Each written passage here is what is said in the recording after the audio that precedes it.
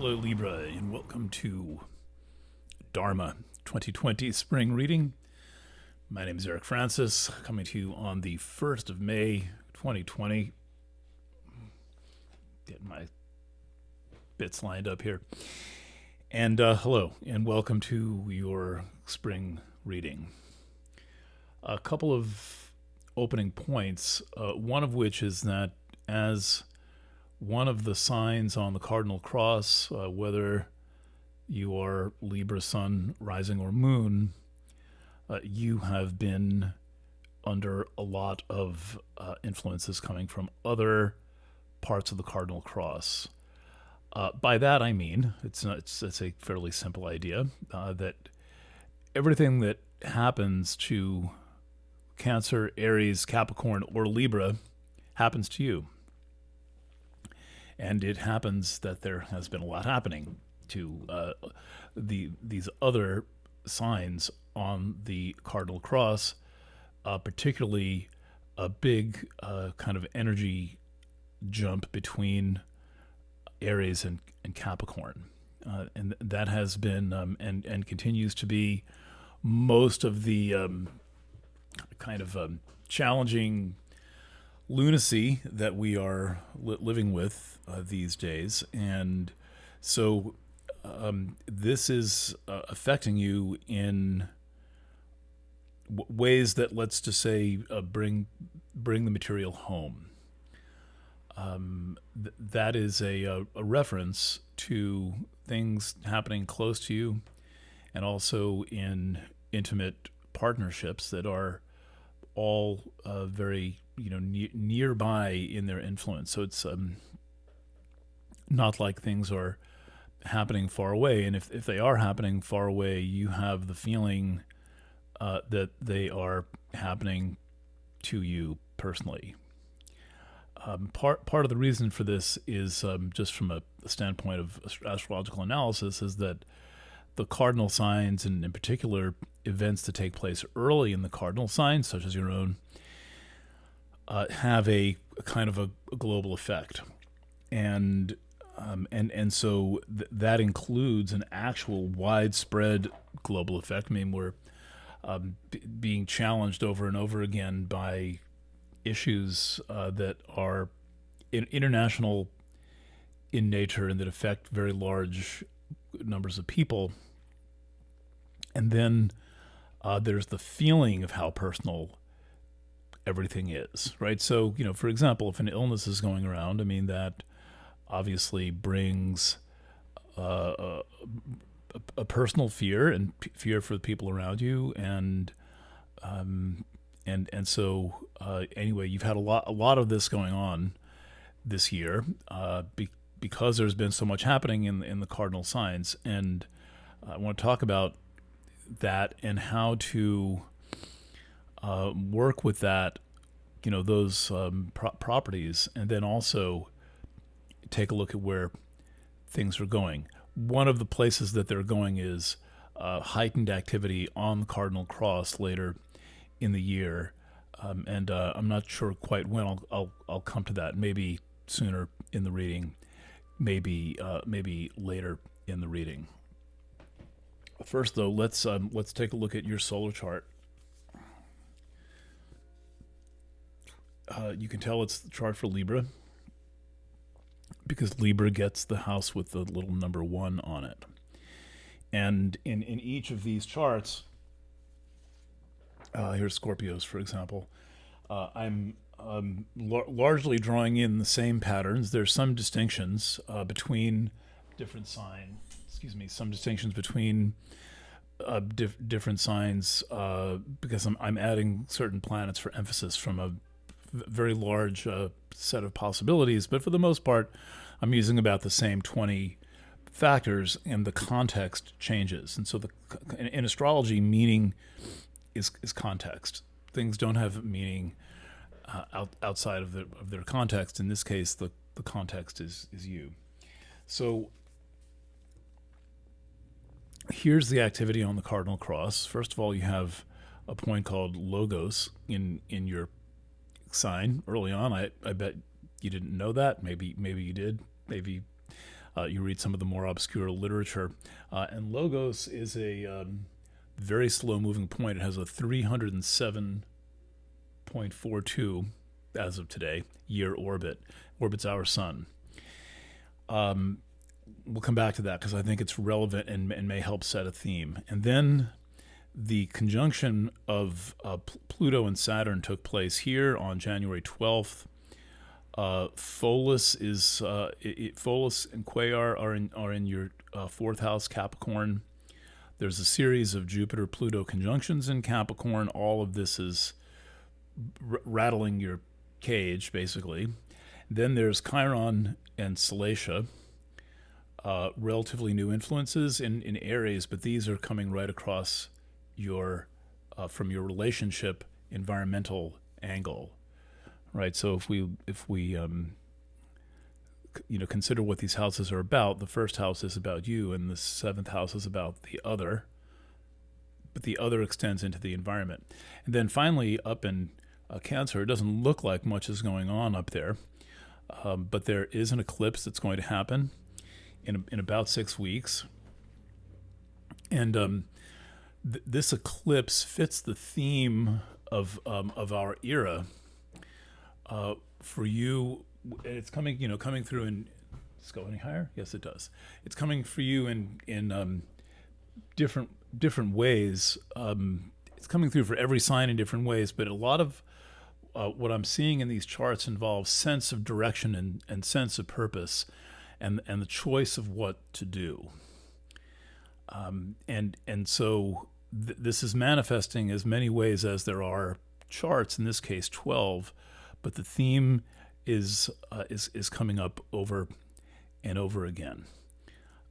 This is particularly focused for you around events on the first day of the sun's trip through Cancer, summer up in the northern hemisphere, and winter down in the southern hemisphere. So that's in 6 weeks. We're right about at Beltane right now. So we're halfway between the beginning of spring and the beginning of summer. And this eclipse takes place on the first day of the new season coming up, and so that is it is perhaps subtle, but there's going to be something about a calling to pay attention to, an opening, and an opportunity that almost seems like fate in some way. It's going to have a meant to be feeling, and a personal feeling, but it affects your role in the world. And the eclipse is in the first degree of Cancer, which is part of this system called the Aries point, which involves the cardinal signs and a few other things. And because of that, it is going to have a large feeling and be placed at this intersection where the individual meets the collective. So that's that is in the offing, and there's plenty else going on to get your attention. But I want to suggest you really pay attention around the very beginning of summer. Most of you, it's going to be summer. In 6 weeks, and notice what is going on. Notice the changes that are happening. I know amidst many confusing and confounding and sometimes painful changes in the world, it could be easy to miss something. So I'm just suggesting that you keep your ears on and pay attention as the season transitions. And the astrology of of early May is going to resonate with that as well, because there's some events that kind of speak to that theme of whatever it is. In terms of the purpose-seeking quality of the astrology right now, because this eclipse is looming around on your 10th house cusp, the searching and seeking aspect for you, I think, is a bit less important than it might be for other people because of this experience of basically being selected or chosen or connected to something. But I still suggest that you use the deeply inquisitive astrology of our time to be bold about asking yourself questions. It's not very often that people are bold about asking themselves questions. And as the year progresses, there are going to be many events that further lead you to questions. So keep that question mark, the neon sign, on, and let's consider a few other things.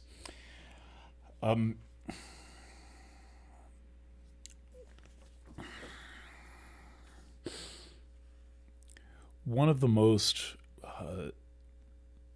evocative bits of astrology right now for you that sets the tone of this era in your life is that you have Chiron very active in your solar chart. Chiron basically made a kind of a year and a half or so transition out of Pisces and into Aries, and the transition occurred between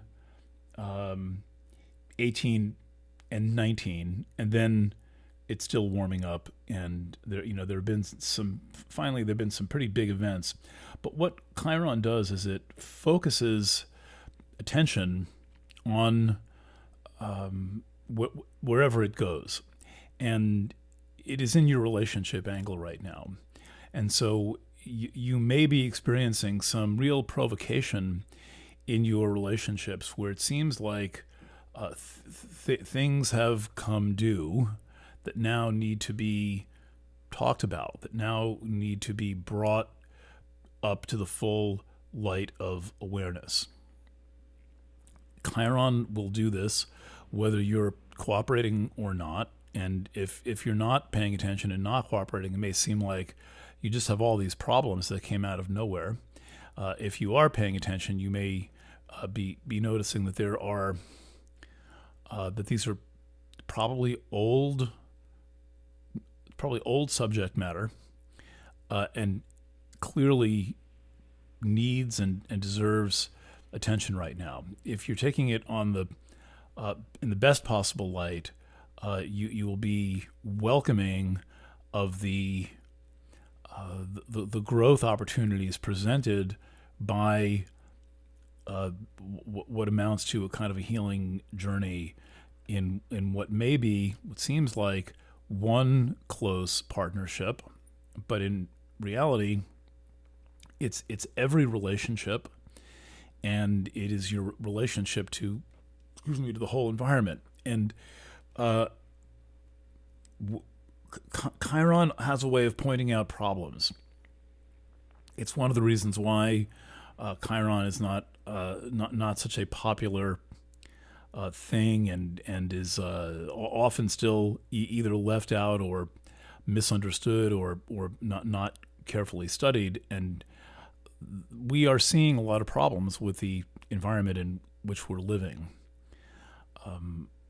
These are likely to be very focused and poignant for you, as if there's no getting around it. You're just going to have to confront this, and we're all having to confront this and decide whether we really do need to be walking around outside wearing masks and washing our hands, or whether there's just something else going on,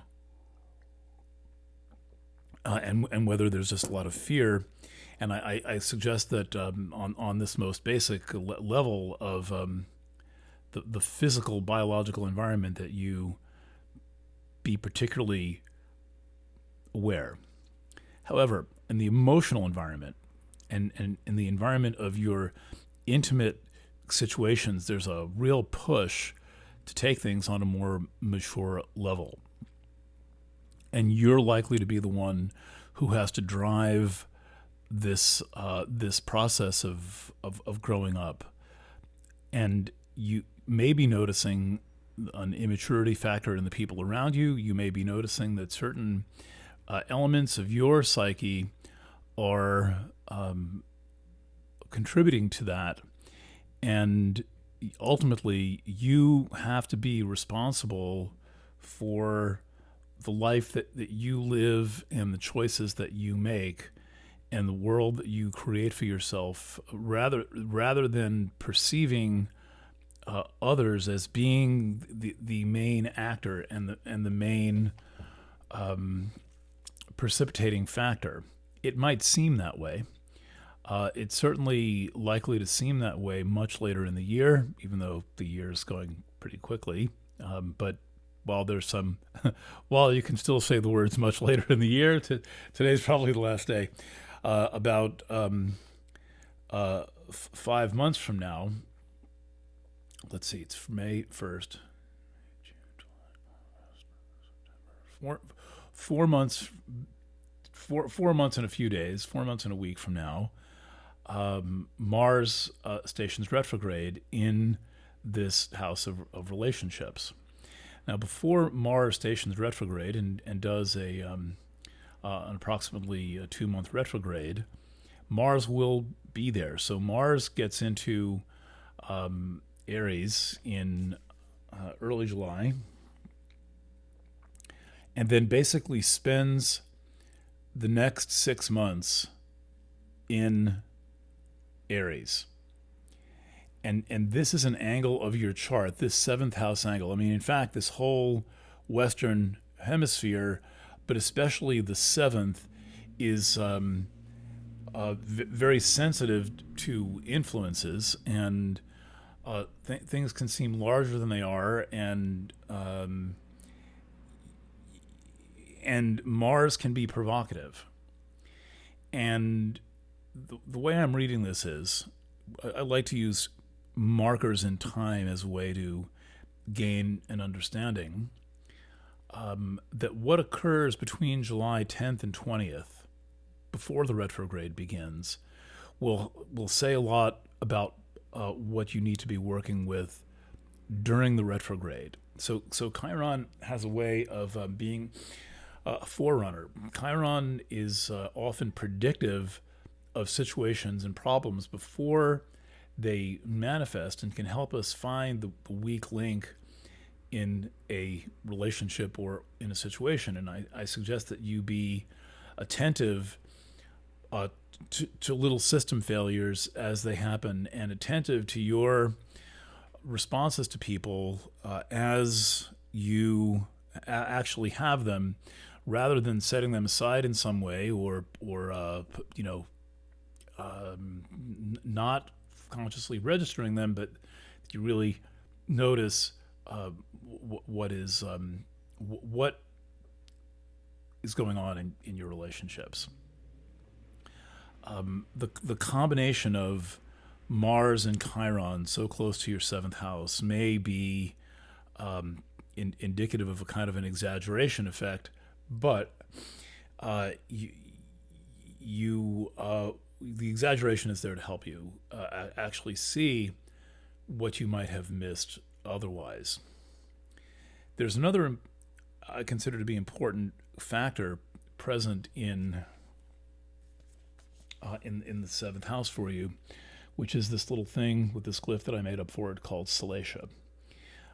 I will include my article. I wrote a major article on Salacia back when I had the luxury of writing astrology articles earlier in the year. I realized there wasn't a good article on Salacia anywhere, so I wrote one. And you'll see this is a somewhat complex planet, but for our purposes, here's how I'm going to boil it down. Use sex as a bellwether for what else is going on. That could be sex in the context of a relationship. How is this relationship proceeding? How do people feel? What's the attraction level? What are the issues that come up? What are the things that work? And I think most significantly, is there an ethos of sex being a vehicle to healing? The healing qualities of Chiron, the healing properties of Chiron that are almost always taken as a disruption or an inconvenience of some kind will manifest in the house where Chiron is, and so for you they're manifesting in your seventh house, and this has a lot to do with the way that you construct your identity around your relationships. Most of the problems in relationships, I could make a list of qualifications, but let's not, involve our investment of our ego identity in the relationship. And Chiron is not going to have that. Chiron wants you to go deeper into your situation and get to the point where you understand the healing purpose of the relationship, and inquiring whether that actually is being fulfilled by the relationship. For this to work, both of the partners have to be on the same page. One person cannot just say, "Oh, well, I'm in a relationship with this person, and I'm gonna heal them because I'm so good at that." Oh, let's get back some more light again here. This is my sophisticated lighting system. It's my curtains. That's codependency, and you don't want to do that. You want to find out whether this relationship is naturally going to follow the lay of the land and provide for you a mutual healing opportunity. Much of this involves language. This theme has come up in a number of other readings, and I think it may be the most pronounced for you because of the presence of the planet Logos, the slow mover, very not very well developed point, but you will see if you want to get like really confused, look at the Wikipedia page for the concept of Logos. This is a concept that has been elaborated on and piled onto eternally. Of all the Greek words ending like that, mythos, pathos, logos, ethos, thanatos, eros, and all that, logos has been the poor little hay wagon that has had the most piled up on its back.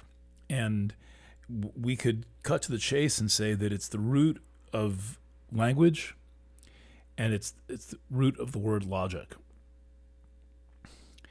And so you have to get to a point where you not only make sense to yourself, but where you're not accepting other people's logic as the thing that guides your thought process.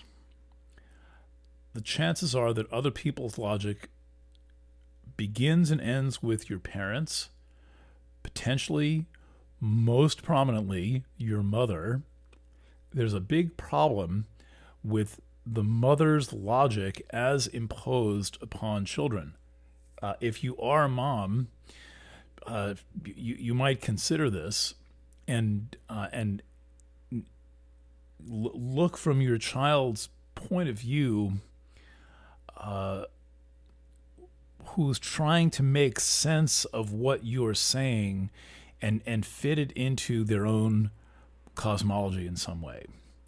Now, we all have this done to us. There's always external logic imposed on us, and by studying the mother's logic, the first thing you want to look at is the way that mother conditioned you to think about your father, and therefore conditioned you to think about all men, or attempted to condition you to think about all men.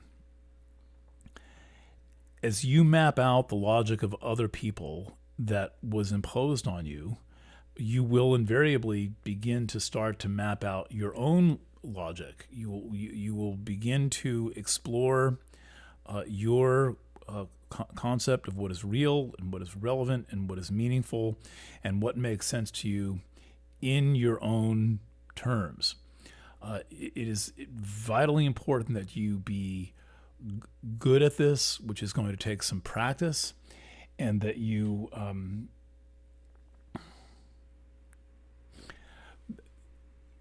work at this, and that you rather than trying to get others to understand you, that you make sure that you have an understanding with yourself, and that you can translate your understanding with yourself into words. Right? I like to start publications, magazines, web pages, booklets, newspapers, and things like this.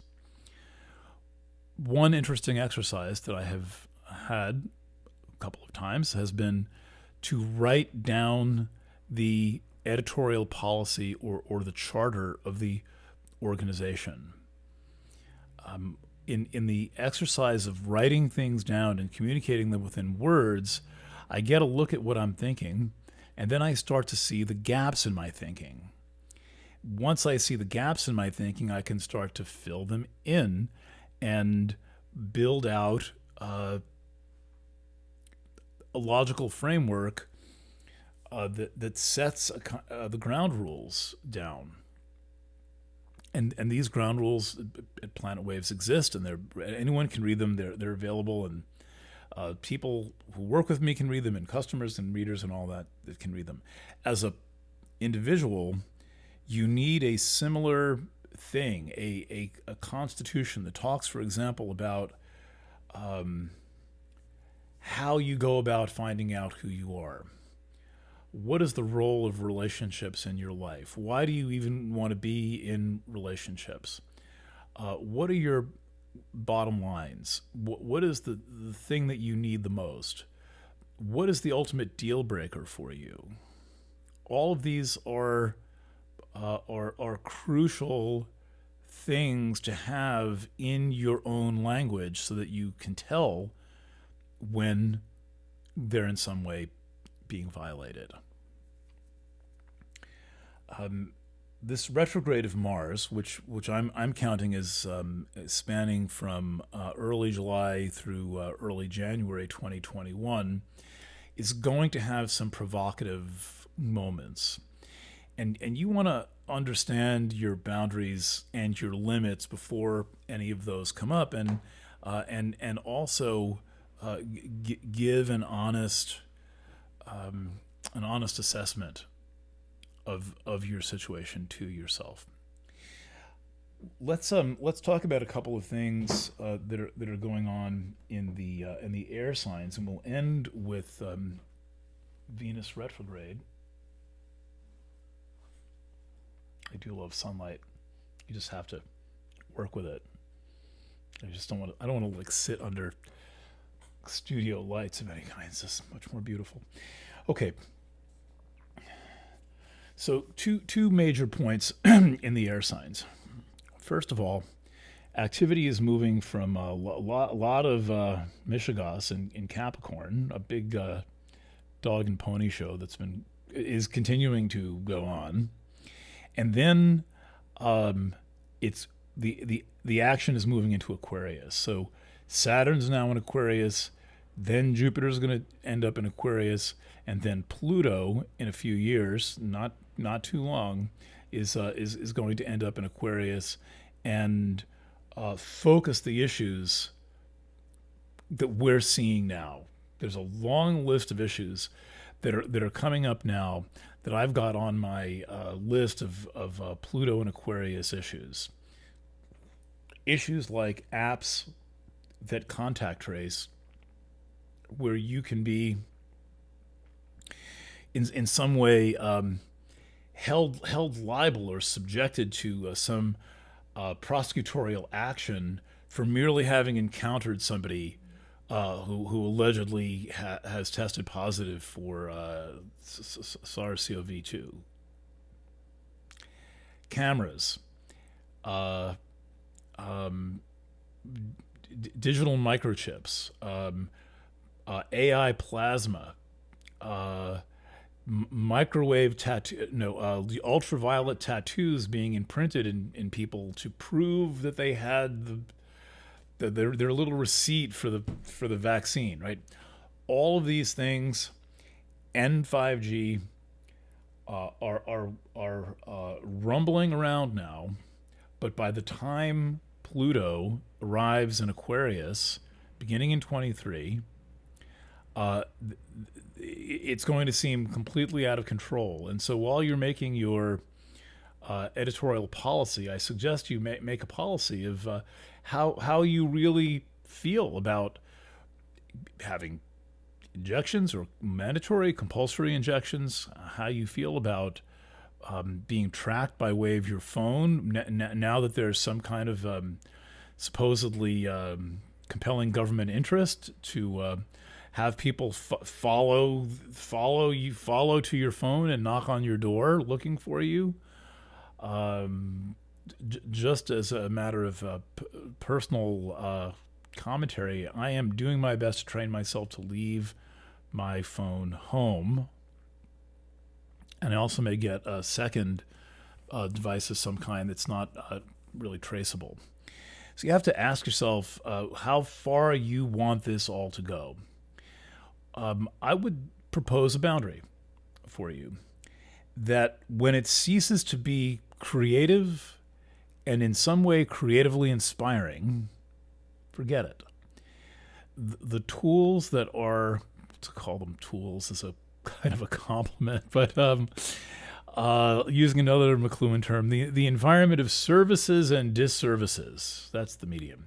The environment of services and disservices in total is a lot about extending the central nervous system and going into overload. And you'll see that technologies are very exciting at first, and then people go into overload, and then they have to back down because it's too much, and they numb out.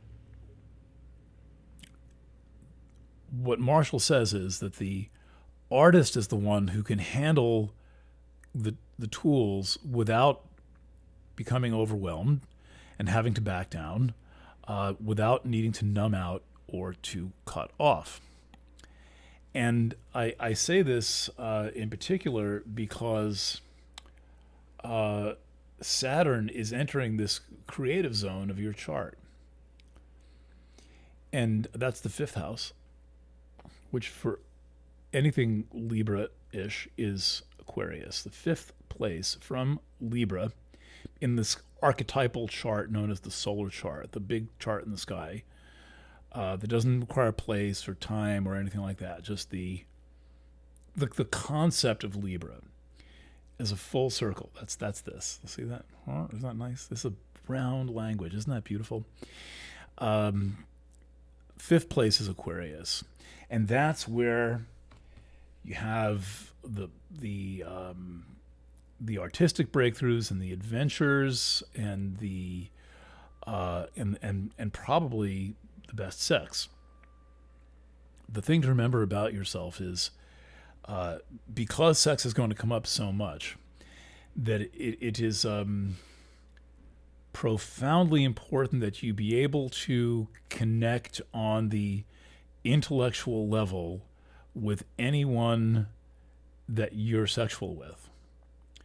That you have that mental connection. Of course, you need an emotional connection and some familial feeling with the person, but the ability to converse is very important.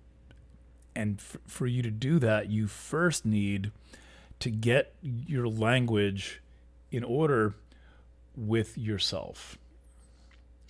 Here's where this, apart from the sheer beauty of Logos and Libra, which is this study in language and ethics, pretty cool. I haven't done a full piece about it. A guy named Michael Elliott helped me figure this out. He's a retired attorney, and as I so frequently advertise, I thoroughly enjoy engaging my mind with attorneys because I guess if there's not a lot of rabbis around, then there's lawyers. So apart from logos, Gemini is on your ninth place. So the air signs for you are for everyone. Their common element is 1, 5, and 9. So we talked a little bit about 5. PS on 5 is knowing where you stand with any group. Crucial to know where you stand with any group, and to make sure that you are never in a subordinate role in any group. You must be a full member of the committee. If you're not the chairman of the committee, you must be a full member of the committee and able to speak for yourself and represent yourself. Groups. I will say more about this, and I will develop it in weekly and monthly horoscopes as well. All right, last conversation point, ninth house. This is important because this is where Venus, the planet that rules Libra, is going to be. By the way, Saturn has a very strong connection to Libra. So there's going to be a lot of action in the air signs, which is good for you. First thing it's good for is building momentum. And so you want to make sure that you build the momentum that you want and not the momentum that you don't want. And so when you find yourself going off in the wrong direction or the wrong thing, the thing you don't want is beginning to accumulate energy, the moment you notice that is the time to stop and make sure that you are getting a grip on this and that you're not kind of getting carried away by a process that takes on a life of its own, and then like leaves you in the dust, and you're wondering how the hell your life got there. The ninth house is the house of the biggest philosophical and spiritual questions in astrology.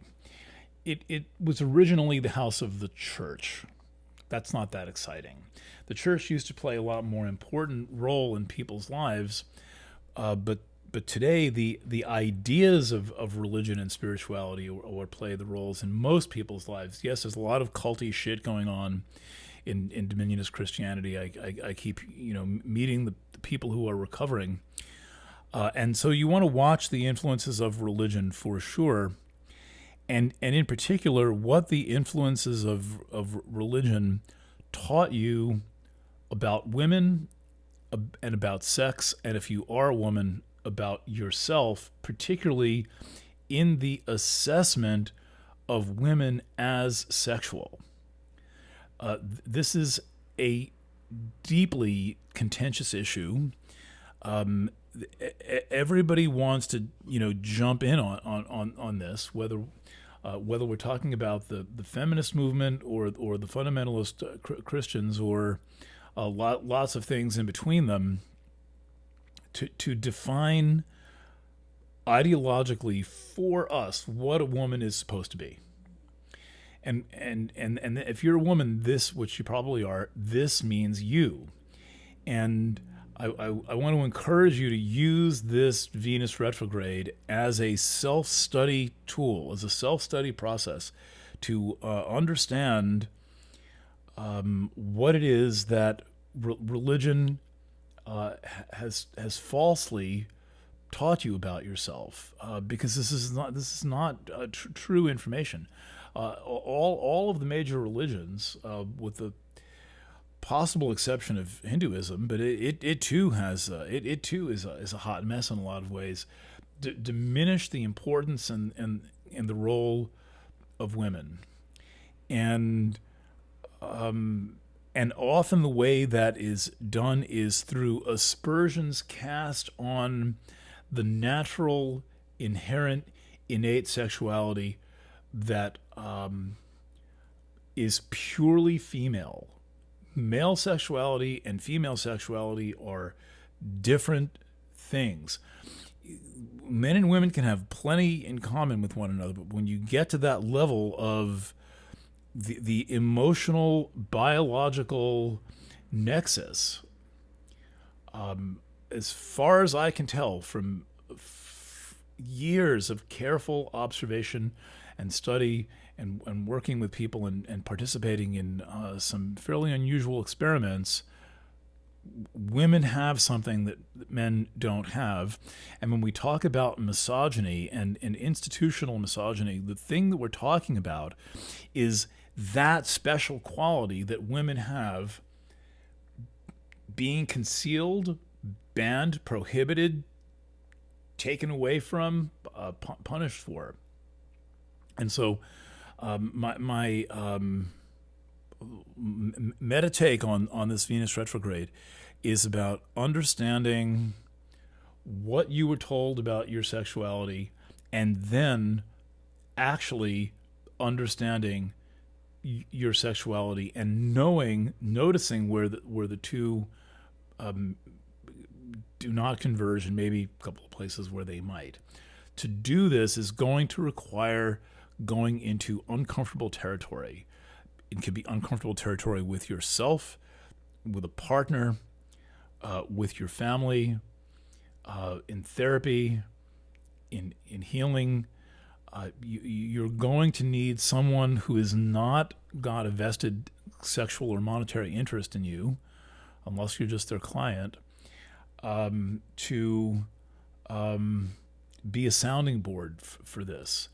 There'll be certain things you can do with your partner, but your partner, if you have one, is too invested in the outcome of what you're saying and what you're feeling and what what you need.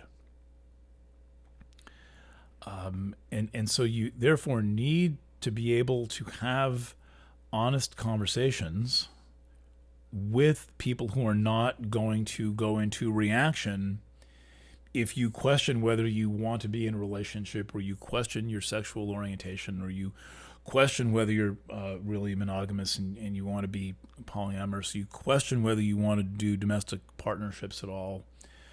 You need somebody you can just say, that's a good question. Let's keep asking it. Okay. In the spirit of good questions we shall keep asking, thank you for tuning in. If you are not Libra rising, please do check your rising sign, and I invite you to share this video or others if you have access to them with people you care about, to get the conversation going on sane, loving, and humane terms, and in the spirit of the Dharma. Bye for now.